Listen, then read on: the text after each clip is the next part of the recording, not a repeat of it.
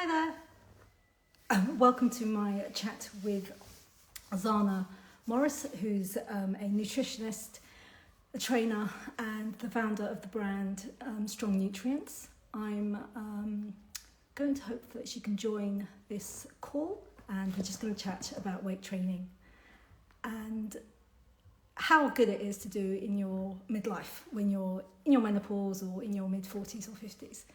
Right. Hi. Okay, let me just add.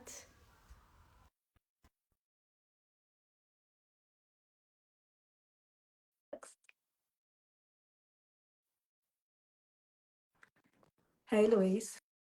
I can see you, but I can't. I've accepted. Aha! There she Hello, comes. hello. Hello. No, So lovely to meet you. How are lovely to you? meet you. Just adjusting this volume. Lovely to meet you, Monica. Hello. Hello. So I've just gone live, and I'm very excited to have you on. And I was hoping that we'd chat about how strength training is important in women in their over 50s. I know that's something that you're very passionate about. You're also a nutritionist, a trainer, and the founder of this fabulous brand called Strong Nutrients. I just wondered, would you like to give an introduction of yourself, just to I start off? mean, you've done it. It's brilliant. I think I'll just leave you to talk. I'll stay out of it. This is perfect. Um, no, oh gosh. Well, my background, I've been in nutrition and training practically my whole life. I suspect from working through in supplements and in shops and the likes, through to the training. My background is a combination of yoga and weight training, as well as the nutrition. But what I spent my 30s, if you like, running, and I owned three gyms where we focused on the high intensity weight Wow. training Okay. in London. And that was really where a lot of my, I suppose, background comes from, Sure. because it would have been training women, as you rightfully say, in their 40s and their 50s and their 60s with proper weight training, getting the nutrition to match, getting the supplements and behind it. Yes, so that I suspect is me. I have co-authored a book on nutrition as well. But yes, you've nicely said it. I do adore weight training and those styles of high intensity training. Yes, I do. I do. I believe you do too, from what I can gather. I do. Yes, so I'm a working mum. I have a full-time job, and I like to dabble in a bit of weight training. I train 4 or 5 times a week, and yes, I think most of my friends think I'm a bit of a nut. In that I go off and I do my deadlifts and what have you. And I know that some of my friends are like, "Aren't you worried about getting big and bulky?" Um, and I was like, "Well, I've been doing it for a long time, and I haven't managed it yet." It's a lot Well, of work to get big and bulky. People don't realize if it was that easy, honestly, all the guys out there that are training, I mean, they'd love if it was that easy. It's not easy to get big and bulky. yes, I'm very pleased that I haven't managed the big and bulky. You won't. You won't. Uh, why would you say that it's important for women, especially in their 40s and 50s, to strength train? What's your view on Oh that? my goodness. Strength training. So I sort of loosely break training up into three different categories, if you like. And what I love about strength training is it can match almost all three of them. So I always think of one as a bit restorative and great for the mind and great for calming things down. I think of another in terms of like kind of intensive aerobic for fitness style training. And then I think of functional training. So the ones that help balance the whole body out and get it all working as it should. And for me, strength training goes neatly in the functional training bracket. You get Right. all the muscles of the body working as they should, because as we age, honestly, most of the aches and pains people get with age has nothing to do with, in inverted commas, aging as such, and everything to do with some muscles just get weak and lazy, and other muscles just get too Okay. strong. So hamstrings and glutes often get weak and lazy because we spend so much time sitting, so much time in cars, so much time with all of that. They get weak and lazy, so getting out of a chair becomes difficult. And it's got nothing to do with age per se. Right. Okay, age plays a bit of a factor. We have to work a little bit harder as we get older. Right. So the lovely thing about strength training is it captures all these muscle groups and can help balance you back up and takes all the pressure off the joints. On top of that, though, you've got all that lovely pressure. It's, I think, the best form of training for recovering that lost lean body mass, which we lose rapidly. Aging is just a loss of it. And the strength training is the best, I believe, for getting it But back. is that loss of muscle? Yes, Yes, right. it's loss of muscle, it's a loss of protein out of the bones, so it's a loss of bone Right. density, it's a loss of collagen from the skin, it's a loss of all the protein solid structures. It's aging. And to me, so the best anti-aging form of Okay. exercise is strength training, because it pushes the protein back into everything. And that, in theory, even includes collagen into the skin, in theory, as in the protein gets, the body goes into this lovely recovery mode and soaks it all back up. Right. So it's great for the bone density too, particularly if you have lovely good weights on your shoulders. It's great for the spine. It's great for helping protect your height. It's got all of that kind of going on. And then you've also got the aspect where you can get the intensity out of it. Anyone who says, what about aerobics, hasn't done weight training properly, as you True. know. True. Yeah, because your heart rate goes up, your oxygen intake increases, you will feel out of breath, and it's been shown to really have a lovely impact on insulin levels. Uh-huh. So belly fat, it's particularly good for counteracting belly fat. So it's great for the shape, it's great for the fitness, it's great for getting your whole body balanced back up, Right. getting you evenly strong, if you like, and quite frankly, for anti-aging. Because I have to say, I've definitely noticed things are aching a little bit more. Now I've menopaused. I'm 53, and probably about 8 weeks ago, I was waking up, getting out of bed, and basically I walked like an old lady to the bathroom. Everything was hurting. I mean, like, and then within a minute or two, I was okay. But it Yeah. really, my husband was laughing at me. He goes, "What is wrong?" I'm like, "Shut up. I'm not." Yes. Um, so then I was very pleased when Lou got in touch and said, will you try some strong nutrients products? I'm like, all right then. I'm not very good. I don't take protein. I don't take anything supplement wise. Not because I don't want to. I just haven't found anything, or I don't know what to take, and I just, it's all a bit overwhelming. Oh, isn't Um, it? yeah, Even it's I just get overwhelmed, and I'm in the industry. right. I Yes, mean, there's so much choice. You walk in and it's like this huge isn't it? bought of these big tubs of XYZ, and I'm like, ah. And I remember about 10 years ago, I tried some protein powder. I've no idea. My trainer said to me, "Oi, get some protein powder." I went, "All right, then I'll try some." And I tried maybe one drink, and I did all the wrong things in that I didn't like the taste of it. It tasted horrible. So I put it in a load of water or milk, I can't remember. And I downed it, thinking, okay, like, let's get this stuff in, just get it, Oh my God, the stomach cramps I experienced were unbelievable. Yes. I got the tub, gave it away to my friend's husband, couldn't get rid of it fast enough. And then I later realized that someone said, "Oh no, you're not supposed to take it like that. You should take it a little bit, gradually." And some proteins don't suit, which brings me beautifully into the strong nutrients. So Yes. tell me why you set this brand up, and Well, what you get from strong nutrients. yes. Well, it's funny because there's a couple of supplements in strong nutrients that I love, and when I'm talking about them, I have to emphasize that I'm not talking about them in this manner because I want to sell it. I actually set up strong nutrients because of these products, as in it was the Okay, other way around, if all that makes right, sense. excellent. Because there was a couple of products that I either found difficult to get at the time, and I had clients coming through these gyms, and I absolutely, and when I say it, I absolutely mean it, I wanted them to get the best they could out of everything they were doing while I had my hands in them. So I'd have a look at the supplements they should take, the nutrition, the training, so we'd really wrap it all up and they'd get it Right. all. And for me, there were certain supplements that were just very difficult to get. Mm, They're getting easier to get now, thankfully, not all right, of them, but some of them. right. But at that time, almost impossible. So in essence, that was the purpose of the brand. And one of the key ones of that was that casein protein. It's the only protein powder I really will take. There you go. Yes. And the reason being, there's a few reasons. The biggest one, as far as I'm concerned, it's the one that works by far the quickest when it Okay. comes to repairing the firm tissue, feeling more toned, feeling firmer.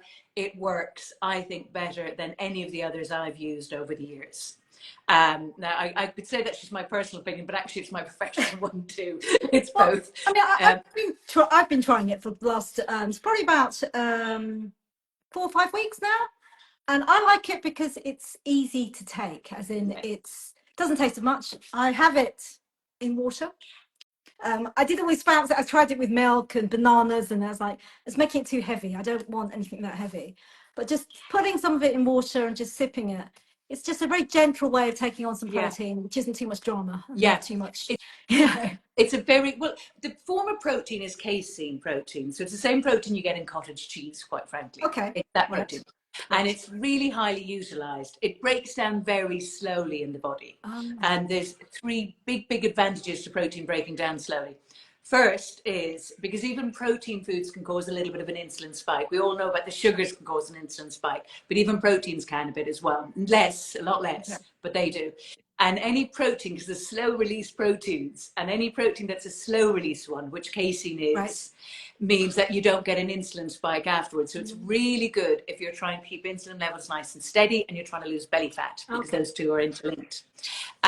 So it keeps the insulin lovely and steady. Because it breaks down so slowly, you stay fuller for much longer. So with the other proteins, you don't always, it doesn't always, you know, you're hungry almost an hour later if you have it as a shake, as a lunch or something. Whereas it's slow release ones like the casein, they just keep it much, they stay in the system much longer. And because it takes so long to break down, the body gets an opportunity to grab all of it, which is why it works so well. You firm up, you can utilize it all. It doesn't go straight in and straight out. It can get great use, hugely well absorbed, very alkaline, great for skin. And because it is just casein, and as well as the firm tissue, but kids can take it as well. And I'm not saying you need to get kids on protein shakes, but there's flavors. There's a vanilla and there's a chocolate one, and it is just casein protein. It's like giving them yogurt or cottage cheese. So it's natural. It's just it's the same protein you get in really good quality dairy products. I mean, that's good to know. And also, saying that you can give to kids means it's how gentle it is, how easy it is to digest and stuff. Because I've definitely found that at least I can take it. Because there's no cramps or anything. And I've had one or two proteins, and I won't name which, but they've given me cramps. It's one of the I did get, when I was taking the amount I needed to take to get the results, I was just getting cramps from it, so it didn't work. What is the amount? What is the recommended? Oh, great question. I love this question. Okay, I'm definitely moving my camera. This is the quick version. Oh my gosh, you've got a lovely day there. There you go. Oh no, you've got a halo. It's great. I have. No, it's funny. For heaven's sakes. Perfect.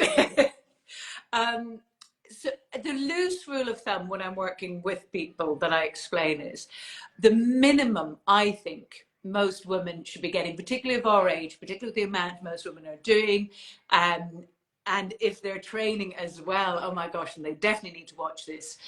The minimum I would say is 1.2 grams of pure protein per kilogram of body weight.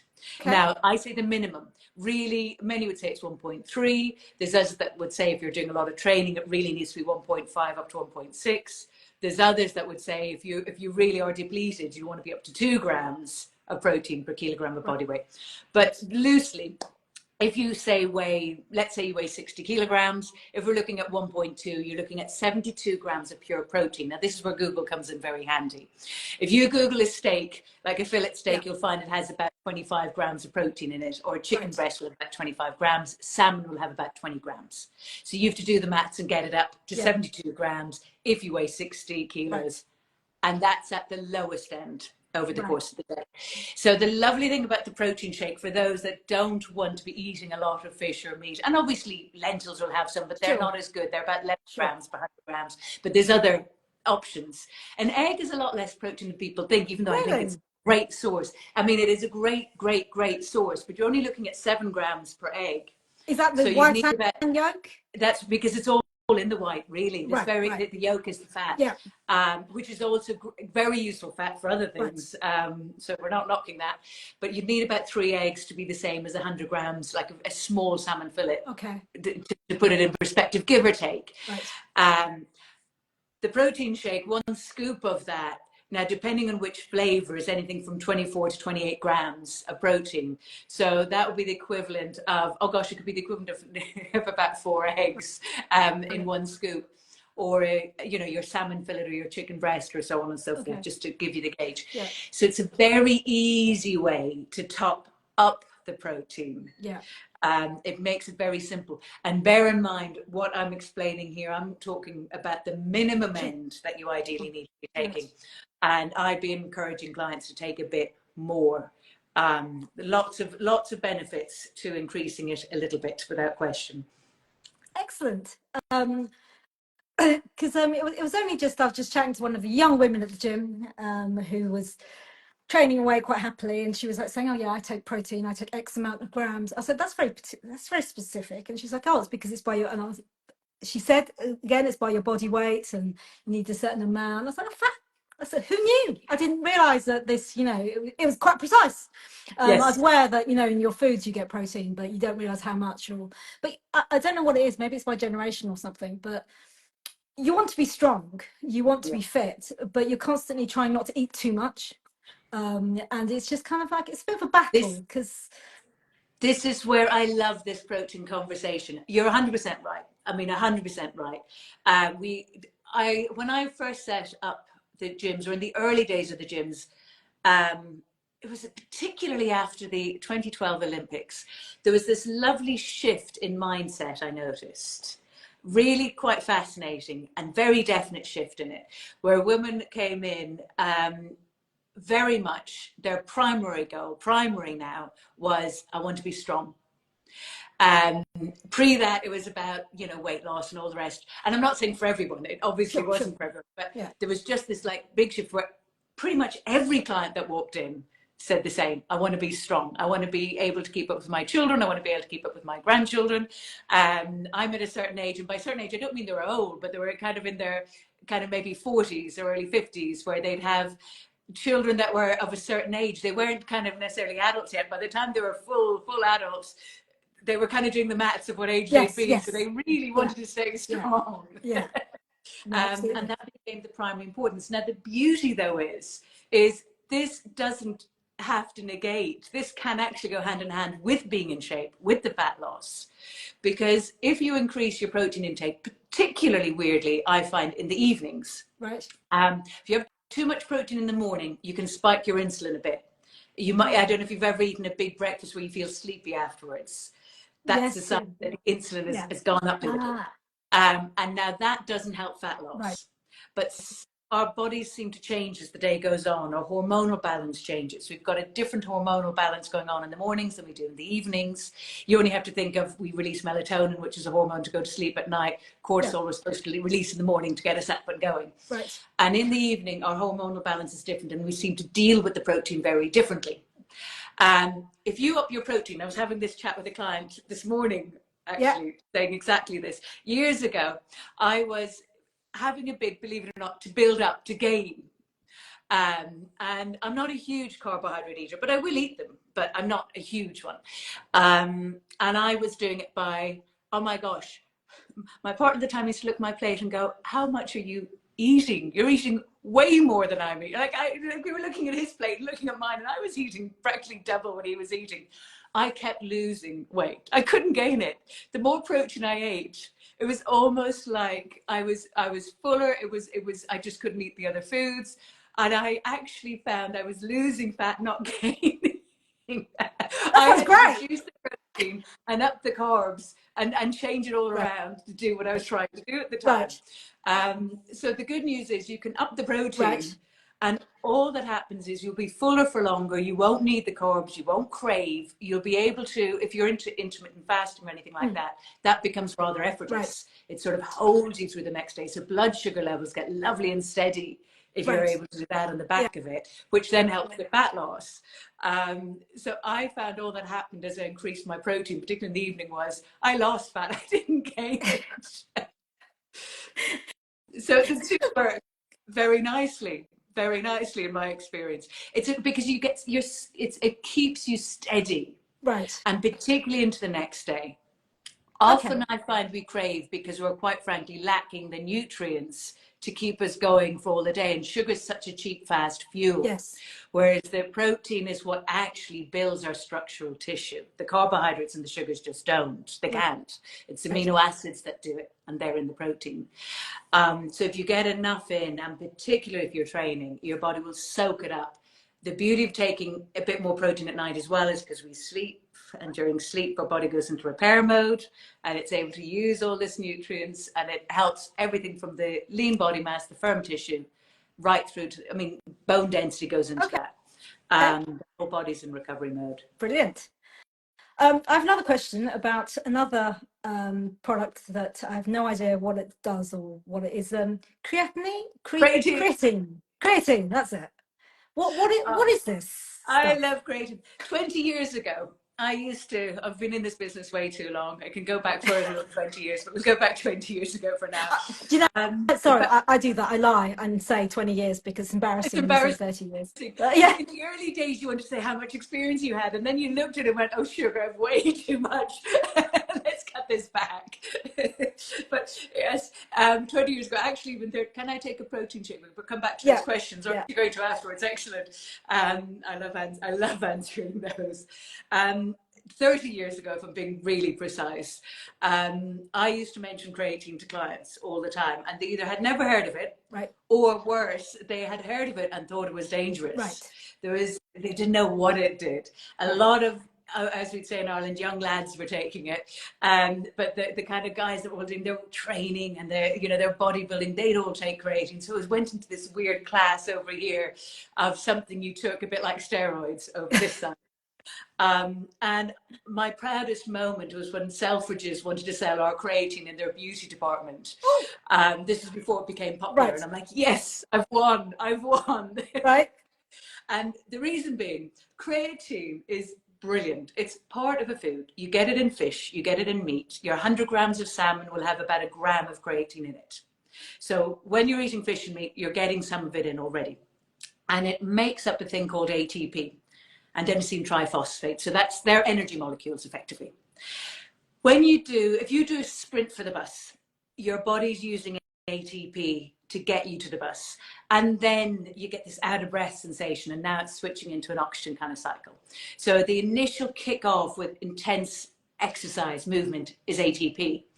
And this is the other exciting bit that they're finding out all this now, is during menopause and perimenopause, as estrogen levels drop, our brains rely on this ATP.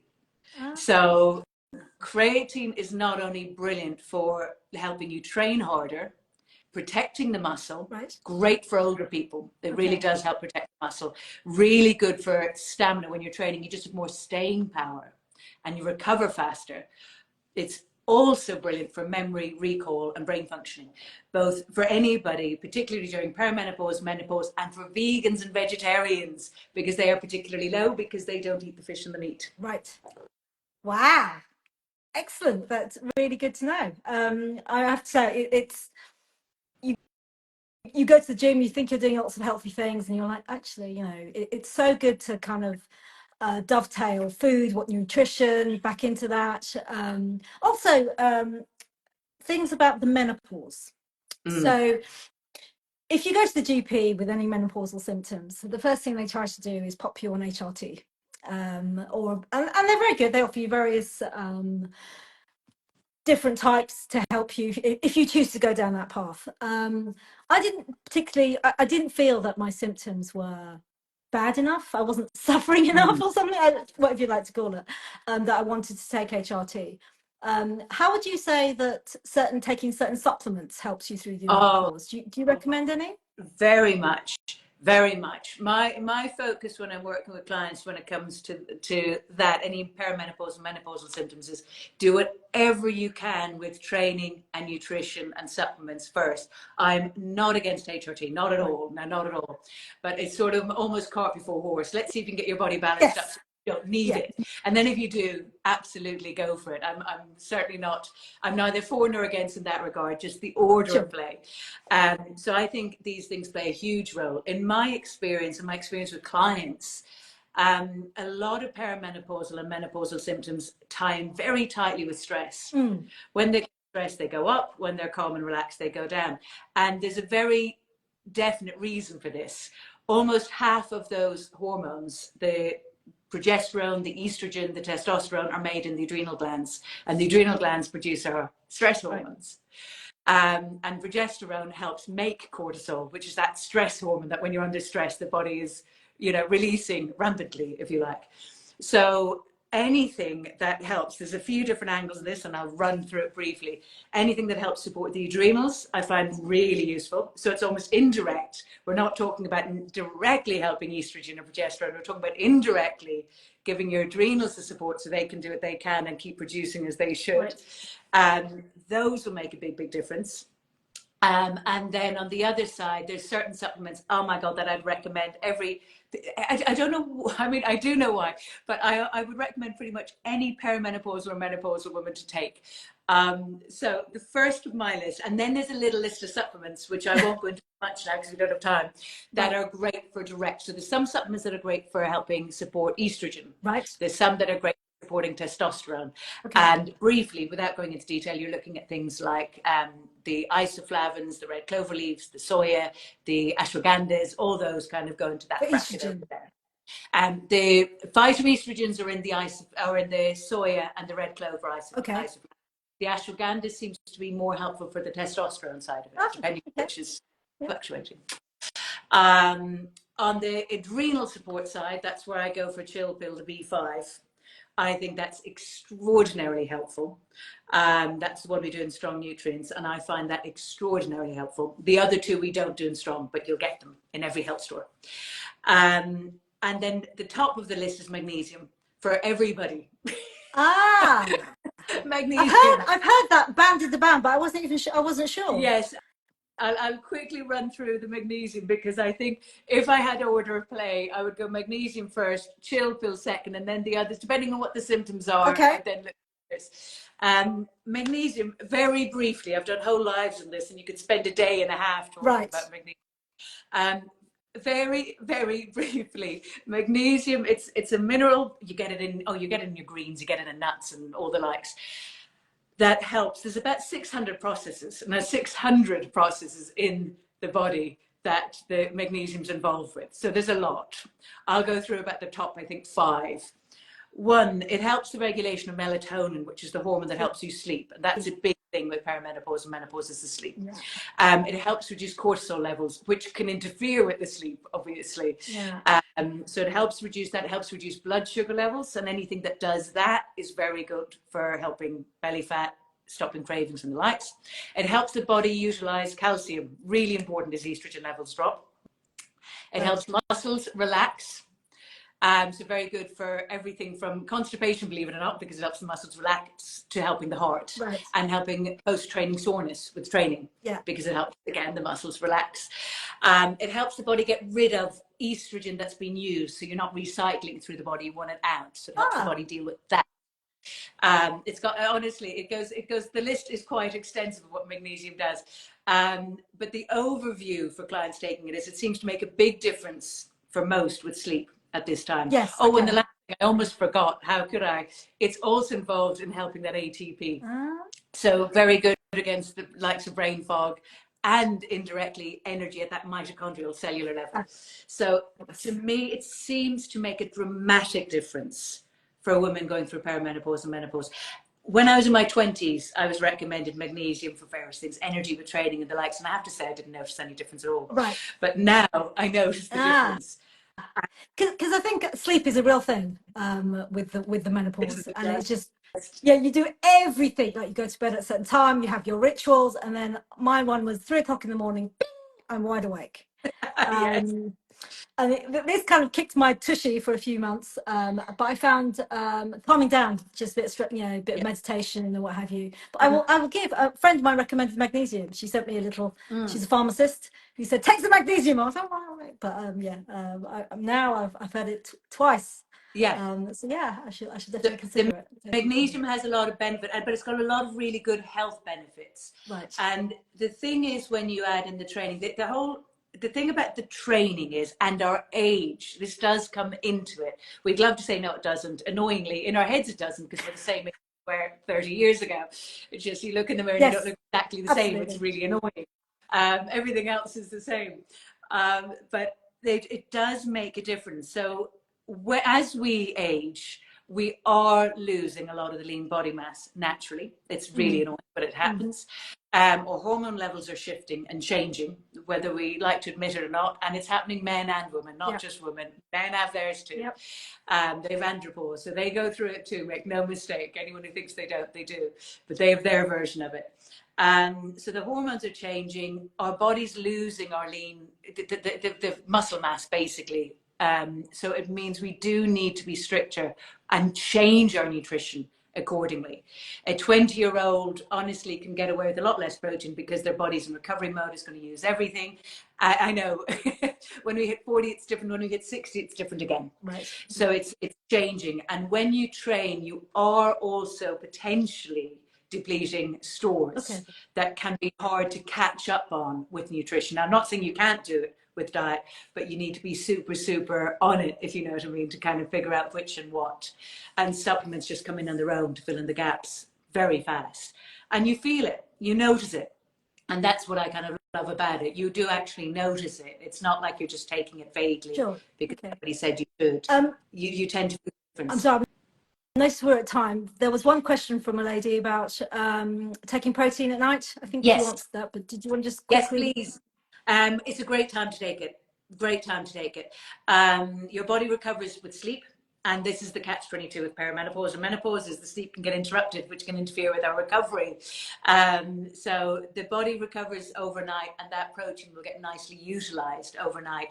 And if anyone is into intermittent fasting, which a lot of people are now, where they have that 16-hour gap, and then I do that. Yes, and I like it. I do it too now. I do like it. If you can get the protein in the evening or at night, it can really sustain you and make it super easy to do. Great. Well, well, thank you so much, Zana. Thank you everyone who's joined. And now I'm going to try and save this down. So good luck with that. Yeah, I don't know what to do now. I'm no use on this. I can talk about everything else, but not this. Thank you so much, Monika. Thank you. It's lovely meeting you. Take care. Thank you. Bye.